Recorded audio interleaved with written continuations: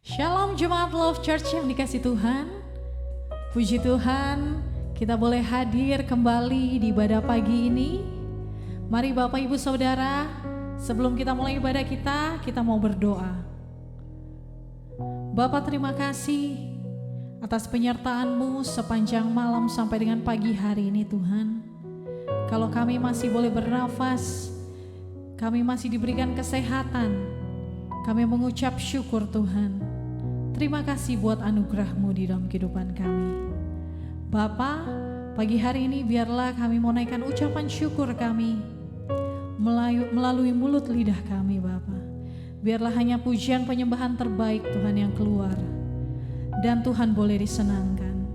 Berkati ibadah ini dari awal pertengahan hingga akhirnya. Dan hanya kami serahkan di dalam nama Tuhan Yesus Kristus. Yang siap memuji menyembah Tuhan, sama-sama kita katakan amin. Haleluya. Siap memuji Tuhan? Mari Bapak Ibu Saudara sama-sama kita mau memuji Tuhan, menyembah Tuhan, sebab hanya Dialah yang layak dipuji dan disembah. Amin. Mari kita mau tepuk tangan buat Tuhan Yesus.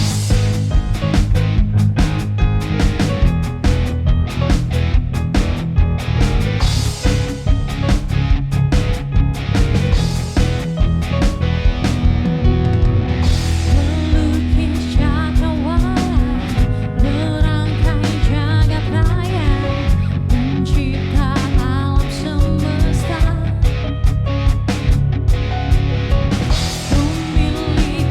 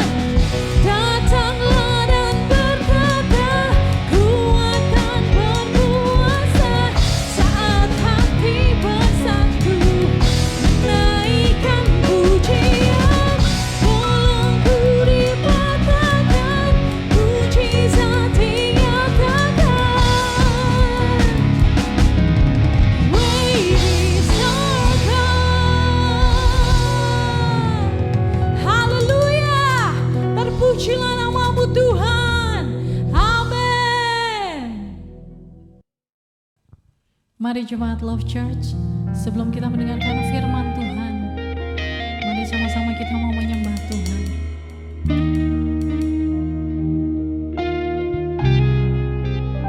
Sebab Engkau Bapa yang mengenalku lebih dari siapapun Tuhan.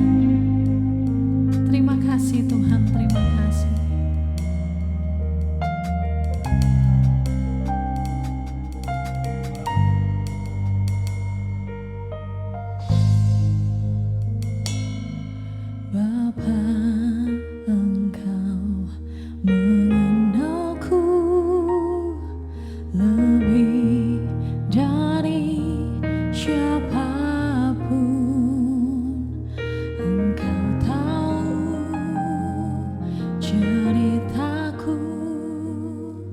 Dan isi hatiku,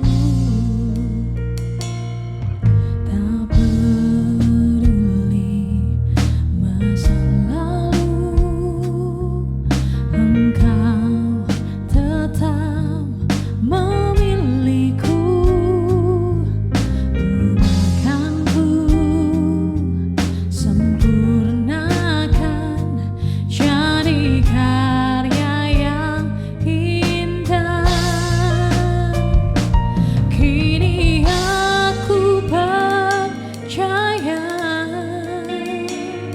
tiada yang mustahil bagiku.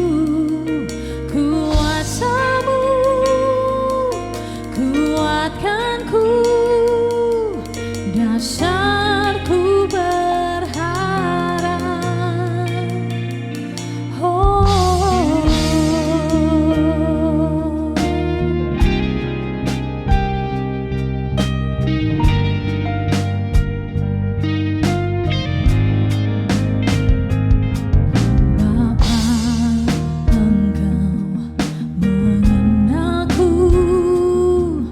lebih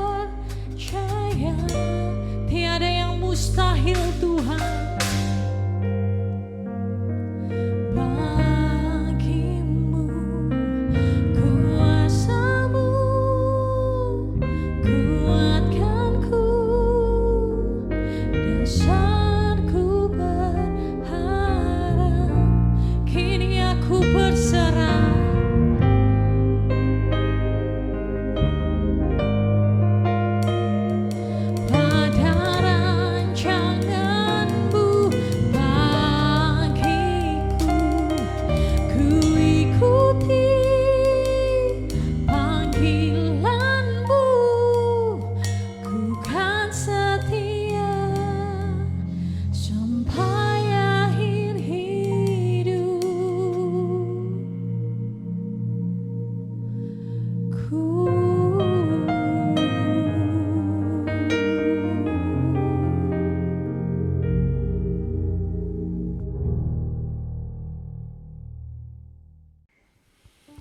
mari kita berdoa untuk firman Tuhan.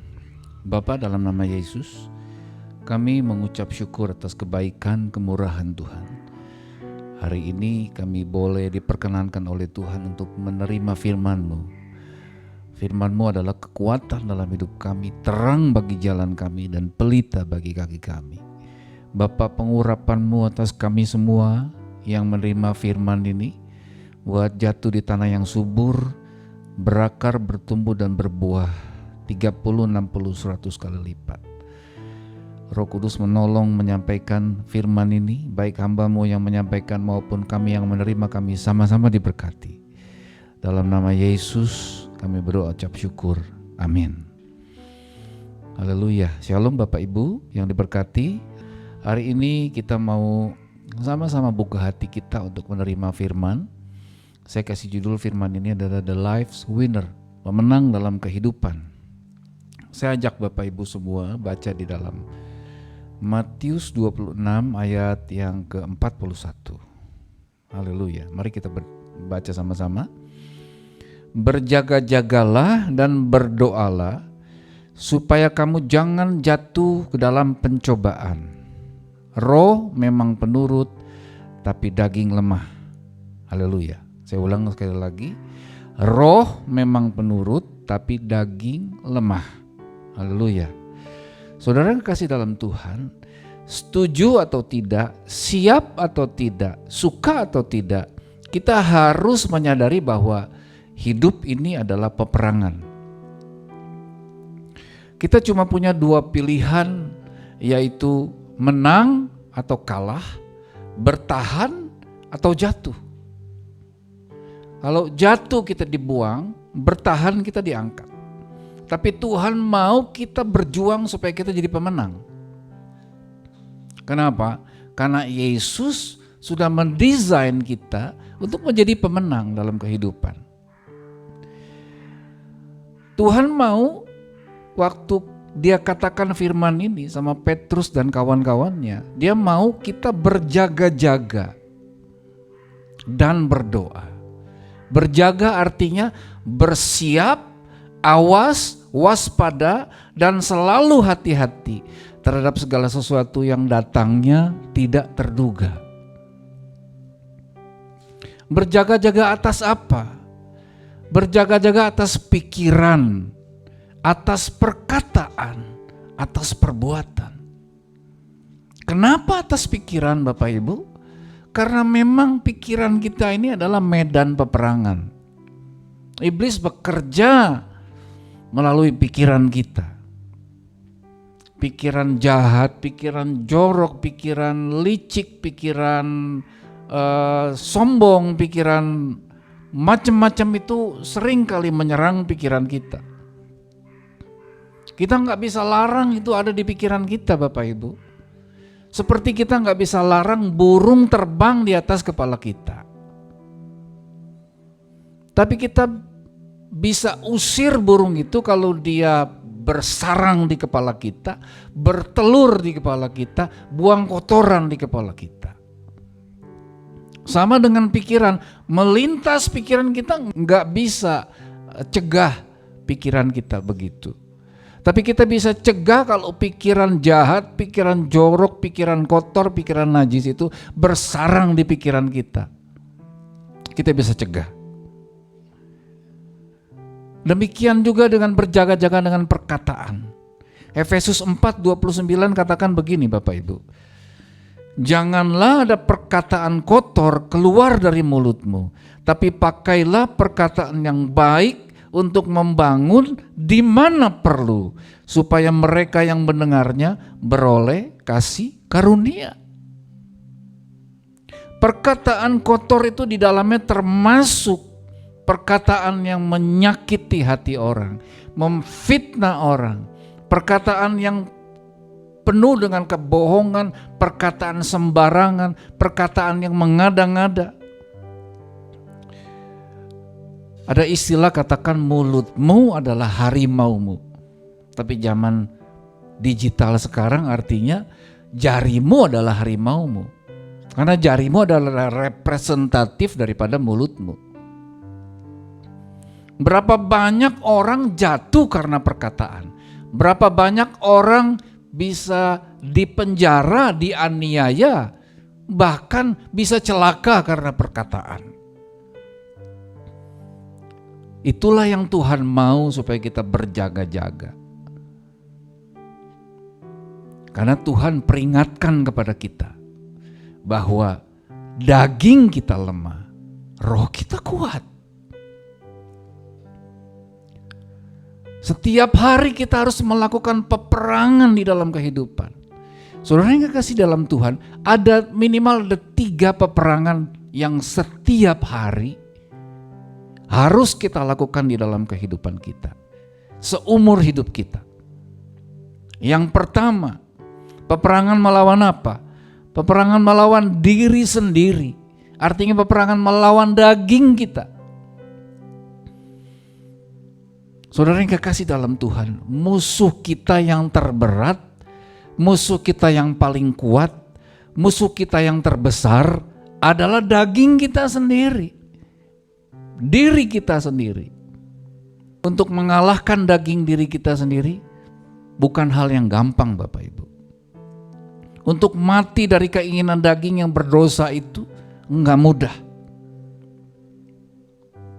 Pahlawan bisa kalahkan banyak musuh, tapi belum tentu dia bisa kalahkan dirinya sendiri. Belum tentu.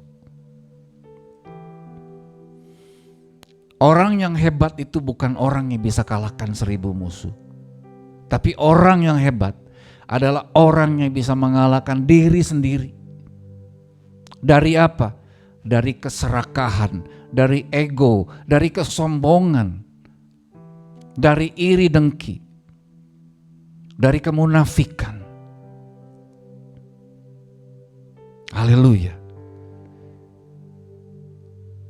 Kita kenal kisah Simson di Alkitab. Simson itu adalah seorang nasir Allah yang diurapi oleh Tuhan. Simson bisa kalahkan 1000 musuh dengan 1 rahang keledai. Wow, luar biasa. Saya belum pernah dengar ada orang sehebat Simson. Tapi Simson nggak bisa kalahkan diri sendiri. Dan dia kalah oleh 1 orang yang bernama Delilah saja. Dan dia hancur hidupnya karena Delilah. Saudara kekasih dalam Tuhan, daging harus dilatih, dipangkas, didisiplinkan, disalibkan tiap hari. Tiap hari Bapak Ibu. Kita punya taman, rumputnya tiap hari harus dipangkas. Kenapa? Enggak tiap hari, tiap minggu harus dipangkas. Kenapa? Karena seminggu udah tumbuh lagi, apalagi musim hujan. Kita harus pangkas lagi. Kita harus pangkas lagi. Harus pangkas lagi.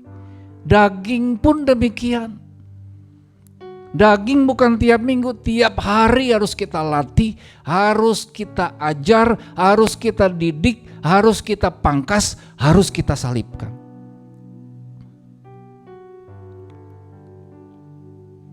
Disalibkan, dipangkas dengan apa? Dengan firman, dengan doa. Kenapa dengan firman? Karena firman nggak pernah cocok dengan daging Bapak Ibu. Firman itu selalu bertentangan dengan daging. Haleluya. Saudara, tubuh kita ini, daging kita ini punya 3 fungsi. Yang pertama, makan minum. Yang kedua, reproduksi. Yang ketiga, pertahanan diri atau bela diri. Serangan ke dalam tubuh ini, otomatis tubuh ini akan bela diri dan menolak. Tubuh ini hanya menerima apa yang nyaman menurut dagingnya, menurut dia. Kalau yang nyaman, kita pasti cari, kita pasti nagih. Tapi kalau yang gak nyaman buat daging, dia akan ngeblok, dia akan berontak, dia akan menolak otomatis. Ya. Firman itu bertentangan dengan daging. Karena itu kenapa? Waktu firman disampaikan, orang yang hidup dalam daging otomatis ngeblok. Nggak nyaman nih buat daging. Ya, itu otomatis. Ya. Kalau kita pegang sesuatu yang panas, otomatis kita akan angkat. Mata kita kena kotoran, otomatis mata mengeluarkan air mata, menetralisir. Ada virus datang, ada antibodi yang keluar. Ya. Nah, firman kalau masuk ke dalam tubuh, masuk ke dalam daging, kalau nggak nyaman buat daging, daging pasti blok. Contoh, Alkitab ajarkan sama kita, berilah maka kamu akan diberi. Untuk memberi itu mencabik daging, Bapak Ibu. Orang lebih senang diberi daripada memberi. Untuk memberi butuh korban, butuh sesuatu tekad yang kuat untuk memberi. Orang lebih nyaman untuk diberi, tapi firman katakan berilah, maka kamu akan diberi. Makanya kalau orang yang hidup dalam daging bayar 1/10 itu nggak mudah. Nggak mudah Bapak Ibu. Dia pasti akan hitung-hitungan, panjang tuh hitungannya. Ya. Tapi firman katakan kembalikan milik Tuhan. Dan orang yang hidup dalam daging belum tentu bisa. Ya. Alkitab katakan persembahkanlah tubuhmu sebagai persembahan yang hidup, kudus dan berkenan kepada Allah. Itulah ibadahmu yang sejati. Kalau orang kasih 1/10 aja nggak bisa, nggak mungkin dia bisa persembahkan tubuh. Nggak bisa Bapak Ibu. Ya. Nah demikian juga dengan daging kita. Kalau daging kita terima firman, masih banyak firman yang bertentangan dengan daging. Banyak sekali Bapak Ibu. Ya, banyak sekali. Sampai Timotius bilang nanti pada 2 Timotius 4 ayat 3 katakan begini. Karena akan datang waktunya orang tidak dapat lagi menerima ajaran yang sehat. Tetapi mereka akan mengumpulkan guru-guru menurut kehendaknya untuk memuaskan keinginan telinganya. Mereka akan memalingkan telinganya dari kebenaran dan membukanya bagi dongeng. Kalau firman yang menyenangkan telinga tentang berkat, tentang kesembuhan, orang senang terima aja. Tapi coba firman, engkau harus sangkal diri pikul salib kalau mau ikut Yesus. Kalau engkau nggak sangkal diri pikul salib, engkau nggak layak ikut Yesus. Ya, kau harus mati dalam kedagingan. Wow, kurang populer Bapak Ibu. Tapi kalau firman tentang berkat, yes, I love to be blessed. Saudara yang kekasih dalam Tuhan, kekristenan itu identik dengan perubahan. Amin. Untuk berubah, yang pertama yang harus dimenangkan adalah daging kita. Orang yang gak pernah bisa menang atas daging, gak mungkin menang atas area-area lain di dalam kehidupan. Apalagi pelayanan. Orang yang pelayanan hidup dalam daging, sorry ya, biasanya jadi troublemaker dalam pelayanan.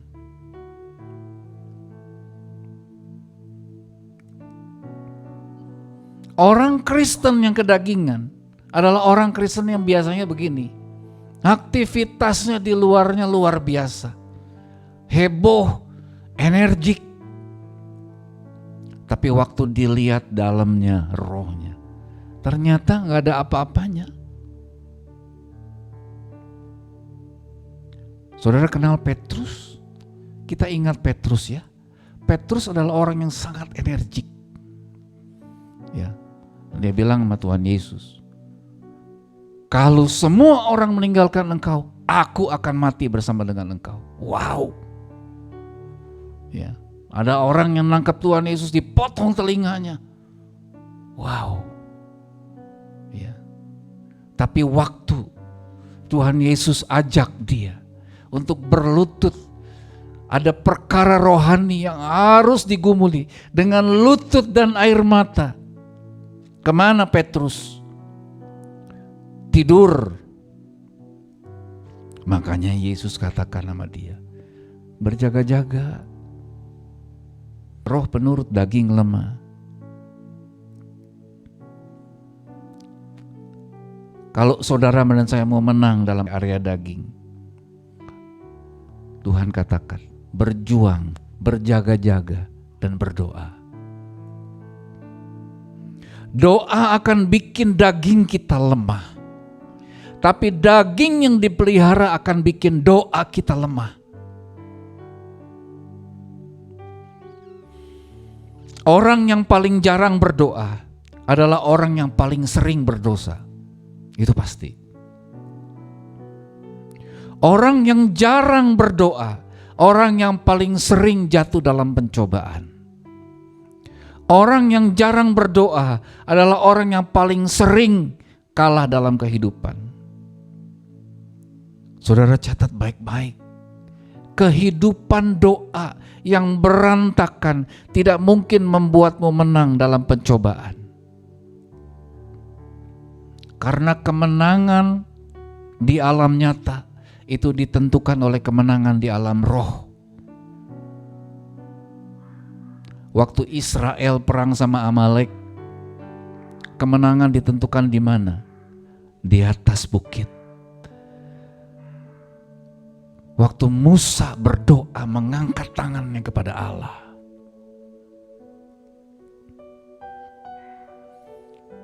Bapak Ibu yang diberkati, kehidupan doa kita identik dengan hubungan kita dengan Tuhan. Jangan pernah berharap hubungan yang berantakan dengan Allah akan menghasilkan kehidupan yang berkualitas. Nggak bisa, Bapak Ibu. Peperangan kita yang pertama melawan diri sendiri atau melawan daging. Yang kedua, peperangan apa yang kita hadapi dalam kehidupan seumur hidup kita? Yang kedua, peperangan melawan orang-orang yang menyebalkan. Orang-orang yang menyakiti hati kita. Kita buka Roma 12 ayat 17 sampai 21. Saya akan bacakan buat Bapak Ibu semua. Janganlah membalas kejahatan dengan kejahatan. Lakukanlah apa yang baik bagi semua orang. Sedapat-dapatnya kalau hal itu tergantung padamu, hiduplah dalam perdamaian dengan semua orang. Saudara-saudaraku yang kekasih, janganlah kamu sendiri menuntut pembalasan. Tapi berilah tempat kepada murka Allah. Sebab ada tertulis, pembalasan adalah hakku. Akulah yang akan menuntut pembalasan, firman Tuhan. Tapi jika seterumu lapar, berilah dia makan. Jika ia haus, berilah dia minum. Dengan berbuat demikian, kamu menumpukkan bara api di atas kepalanya. Janganlah kamu kalah terhadap kejahatan, tapi kalahkanlah kejahatan dengan kebaikan. Amin. Inilah caranya untuk mengalahkan kejahatan, yaitu dengan kebaikan. Bapak Ibu, selamanya kejahatan tidak pernah bisa dikalahkan dengan kejahatan, tapi harus dikalahkan dengan kebaikan. Alkitab jelas katakan rumusnya untuk mengalahkan kejahatan. Kejahatan yang dibalas dengan kejahatan, hasilnya adalah kejahatan. Kebaikan yang dibalas dengan kejahatan, hasilnya pengkhianatan. Kebaikan yang dibalas dengan kebaikan, hasilnya adalah duniawi. Orang dunia pun bisa lakukan itu. Orang yang gak kenal Tuhan pun Alkitab katakan bisa lakukan itu. Tapi Alkitab ajarkan sama kita, kejahatan yang dibalas dengan kebaikan itu rohani. Itu adalah karakter Kristus. Haleluya. Nggak mudah lakukan ini Bapak Ibu. Daging kita harus mati dulu, baru kita bisa lakukan ini. Saya nggak pernah lupa Pak Gembala Love Church pernah ajarin saya. Dia bilang begini, engkau boleh fitnah aku, engkau boleh jahat sama aku, tapi kalau engkau susah nanti, orang pertama yang akan menolong kamu adalah aku. Wow. Saya nggak pernah lupa Bapak Ibu. Karakter Yesus adalah selalu membalas kejahatan dengan kebaikan. Bahkan pada waktu dia sudah menderita di salib, kesakitan, kehausan, penderitaan yang begitu panjang dan mengerikan, dia masih sempat bilang kepada Bapa, Bapa, ampunilah mereka, karena mereka tidak tahu apa yang mereka lakukan. Wow. Saudara, perkataan itu enggak bisa keluar dari seorang yang punya hati jahat. Enggak bisa. Perkataan itu harus keluar dari orang yang punya hati yang mulia dan kudus. Teladan kita Yesus yang luar biasa. Haleluya. Itu yang kedua. Yang ketiga, apa yang kita harus hadapi peperangan seumur hidup. Peperangan seumur hidup mengalahkan masalah dan persoalan kita. Kita harus menghadapinya. Tapi saya percaya begini Bapak Ibu, kalau cuma persoalan dalam hidup, kita pasti menang. Karena Tuhan janjikan di dalam 1 Korintus 10 ayat 13 begini, pencobaan-pencobaan yang kamu alami adalah pencobaan-pencobaan biasa yang tidak melebihi kekuatan manusia, sebab Allah setia dan karena itu Ia tidak akan membiarkan kamu dicobai melampaui kekuatanmu. Pada waktu kamu dicobai, Ia akan memberikan kepadamu jalan keluar sehingga kamu dapat menanggungnya. Amin. Wow. Haleluya. Kalau saudara masih menghadapi pencobaan, Tuhan tahu. Itu pencobaan biasa. Enggak melebihi kekuatanmu. Alkitab katakan. Tuhan mau kita hadapi masalah. Tuhan yang kasih jalan keluarnya nanti. Haleluya. Bagian kita adalah melakukan yang terbaik yang kita bisa lakukan. Dan bagian Tuhan melakukan apa yang gak bisa kita lakukan. Tuhan gak suruh Musa belah laut Bapak Ibu. Tuhan suruh Musa apa? Pukul tongkatmu ke air, itu aja. Tuhan yang belah laut. Iya. Waktu Daud ada dalam persoalan yang berat, tekanan, intimidasi, dikejar-kejar, Tuhan izinkan dia alami perjuangan itu Bapak Ibu. Tuhan izinkan. Waktu dia tertekan, dia putus asa, dihianati, Tuhan izinkan. Namun begitu dia selesai menghadapi semuanya, dia bisa tulis di Mazmur 23 yang katakan begini, Tuhan adalah gembalaku, takkan kekurangan aku. Haleluya. Sekalipun aku berjalan dalam lembah kekelaman, aku tidak takut bahaya. Sebab gadamu dan tongkatmu, itulah yang menghibur aku. Saudara, ini bukan cuma sekedar puisi yang ditulis oleh Daud tanpa dasar. Ini adalah pengalaman Daud bersama dengan Allah.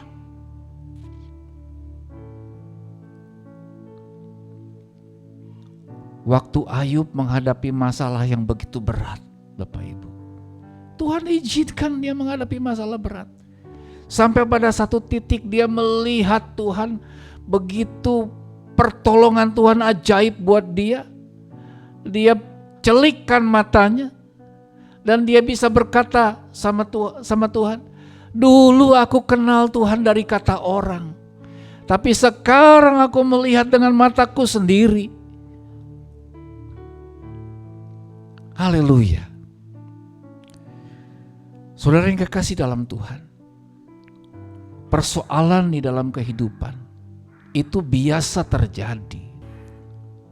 Anak-anak saya kalau lagi menghadapi persoalan dalam pekerjaannya, saya suka bilang, jangan takut sama persoalan. Saya suka ingetin mereka, persoalan bikin kita jadi lebih pengalaman, bikin kita lebih kreatif, lebih tangguh, lebih kuat, lebih cerdas. Dan pengalaman untuk kita bisa bagikan kepada orang kalau nanti kita ketemu orang yang sama dengan kita. Haleluya. Ya. Ada istilah berkata bahwa the problem, if it doesn't kill you, it will make you stronger. Persoalan kalau enggak membunuh kamu akan membuat kamu jadi kuat. Pasti. Haleluya. Ada anak kecil yang disuruh sama papanya pindahin lemari. Ya, nak, dorong tuh lemari. Iya papa. Kemudian dia dorong karena badannya kecil, dia nggak bisa pindahin. Dia berkata sama papanya sambil nangis, papa nggak kuat. Papanya bilang, nah, aku nggak suruh kamu untuk geser itu lemari, karena aku tahu kau nggak bakal kuat. Tapi yang papa suruh adalah dorong itu lemari. Nanti papa yang geser, papa yang pindahin. Tapi dengan mendorong, anak itu jadi kuat. Tangannya jadi kuat, bahunya jadi kuat, kakinya jadi kuat. Stronger. Tuhan bapaknya lah yang akan pindahin itu lemari. Kalau seorang bapak suruh anak kecil pindahin lemari besar itu pasti gak benar. Kalau Tuhan kasih pencobaan di luar kemampuan kita, pasti bapak yang salah. Kalau Tuhan kasih pencobaan sama kita, pasti pencobaan itu gak mungkin lebih daripada kekuatan kita. Haleluya. Waktu Joshua take over dari Musa, Joshua pun mengalami hal yang sama. Dia takut, khawatir, gentar, bingung. Kenapa? Ngadepin bangsa Israel yang begitu tegar tengkuk, begitu jahat, ya, begitu bandel, ya, bingung. Dia bilang begini, Musa aja bos saya kewalahan, apalagi saya. Tapi Tuhan bilang apa sama Musa? Sampai 3 kali. Di dalam Joshua 1 ayat 6 sampai 9. Tuhan katakan begini sama Joshua. Kuatkanlah dan teguhkanlah hatimu, sebab engkaulah yang akan memimpin bangsa ini memiliki negeri yang kujanjikan dengan bersumpah kepada nenek moyang mereka untuk diberikan kepada mereka. Ayat 7, dengar baik. Hanya kuatkanlah dan teguhkanlah hatimu dengan sungguh-sungguh. Bertindaklah hati-hati sesuai dengan seluruh hukum yang telah diperintahkan kepadamu oleh hambaku Musa. Janganlah menyimpang ke kanan atau ke kiri, supaya engkau beruntung kemanapun engkau pergi. Janganlah engkau lupa memperkatakan kitab Taurat ini, tetapi renungkanlah itu siang dan malam, supaya engkau bertindak hati-hati sesuai dengan segala yang tertulis di dalamnya. Sebab dengan demikian perjalananmu akan berhasil dan engkau akan beruntung.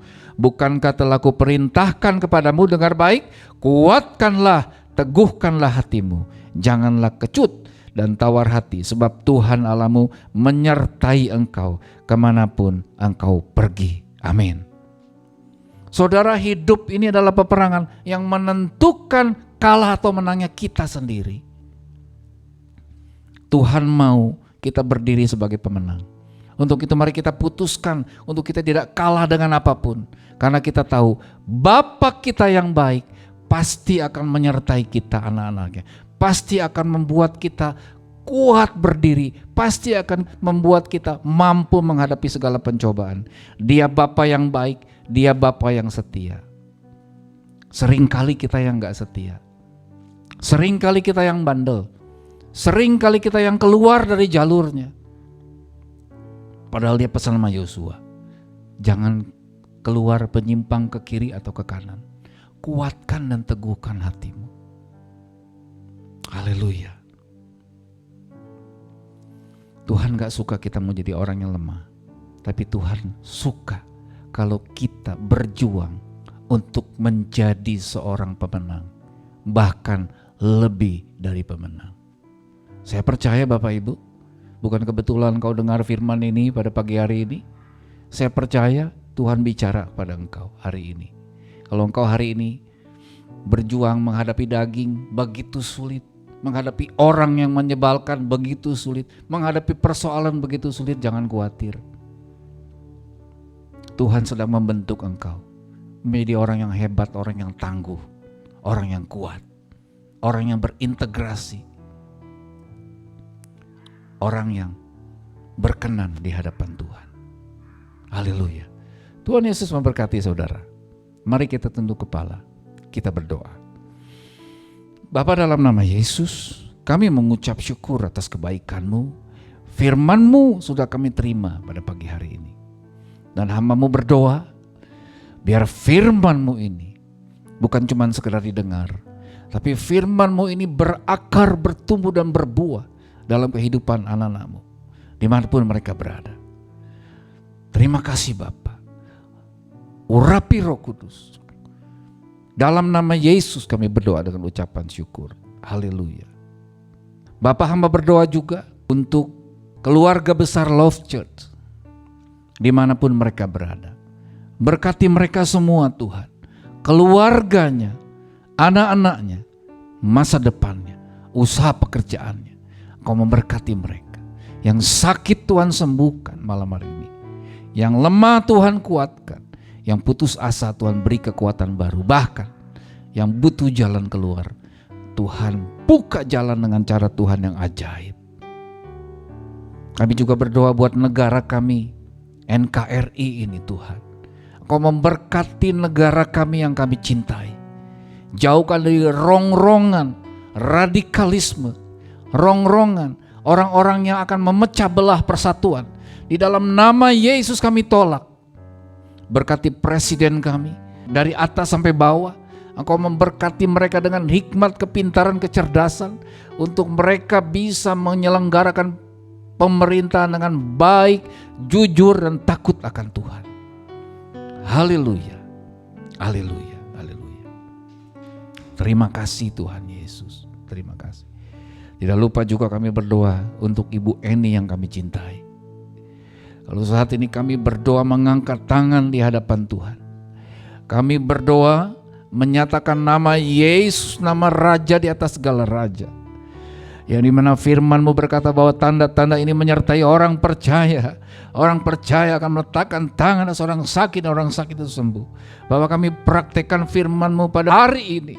Kami mengangkat tangan kami di hadapan-Mu dan meletakkan tangan kami di atas Ibu Eni. Di dalam nama Yesus jadilah sembuh. Oleh bilur-bilur Yesus jadilah sembuh. Apa yang tidak ditanam oleh Bapakku akan dicabut sampai ke akar-akarnya. Dalam nama Yesus. Terima kasih Tuhan Yesus. Terima kasih.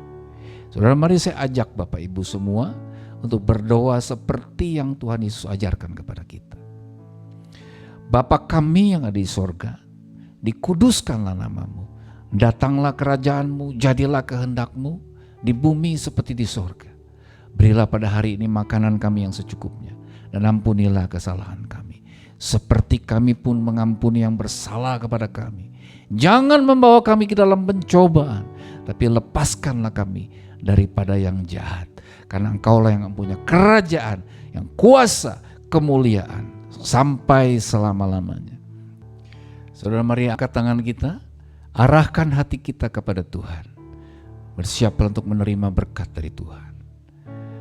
Tuhan memberkati engkau, Tuhan melindungi engkau, Tuhan mengurapi engkau, Tuhan menyinari engkau dengan wajah-Nya dan memberikan Engkau kasih karunia.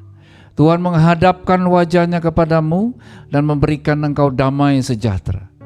Terimalah berkat dari Tuhan, karena kasih Allah Bapa, anugerah Tuhan Yesus Kristus, persekutuan penghiburan dan kekuatan daripada Roh Kudus menyertai kita semua, mulai hari ini sampai selamanya.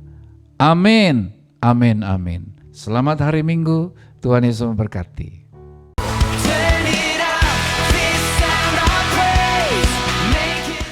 Visi gereja kami menjadi keluarga besar yang disukai semua orang untuk Tuhan menempatkan jiwa-jiwa yang diselamatkan. Misi, membangun dan melayani pelatihan-pelatihan untuk memperlengkapi orang-orang kudus bagi pembangunan tubuh Kristus. Membangun sistem pengelolaan gereja yang profesional dan transparan, menginisiasi dan melaksanakan program-program misi sebagai wujud kontribusi bagi kesejahteraan bangsa. Love Church beralamat di Gedung Geraha Surya Lantai 5, Jalan Setiabudi Selatan Kafling 9, Taman Perkantoran Kuningan, Jakarta Selatan. Program Charity Love Church Care Christ Run on Earth dilakukan setiap bulan dari tanggal 1 sampai 7.